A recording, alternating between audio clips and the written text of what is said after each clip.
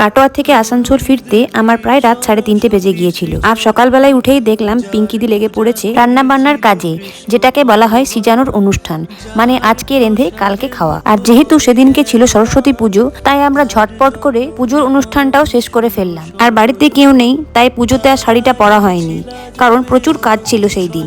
পুজো শেষ করেই আমরা লেগে পড়লাম রান্নার কাজে। 3-4 রকমের ভাজা হয় সেদিন, আর আলু ভাজাটা আমার ভীষণ প্রিয়, তাই ওটাই আগে আমি ভাজতে স্টার্ট করলাম।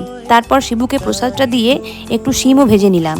ততক্ষণে মাছগুলো ধুয়ে পরিষ্কার করে নিয়ে আসা হলো, আর আমি এইদিকে বেগুনগুলো একে একে ভেজে নিলাম। আর যেহেতু দুদিনের খাবার একসাথে তৈরি করা হয়, তাই আমরা প্রত্যেকেই সেদিন একটু একটু করে রান্না করেছিলাম। বাঁধাকপির তরকারি, পালং শাকের ঘন্ট, 3-4 রকমের ভাজা, এগুলো নিয়ে তাড়াতাড়ি করে খেতে বসে পড়লাম। আর মাছের ঝোলটা হয়েছিল ভীষণ সুন্দর। আর মাছটা কিন্তু পিঙ্কি দিয়েই রান্না করেছিল। ভিডিওটা ভালো লাগলে লাইক, শেয়ার, সাবস্ক্রাইব করে দিও। দেখা হচ্ছে পরের ভিডিওতে। টাটা।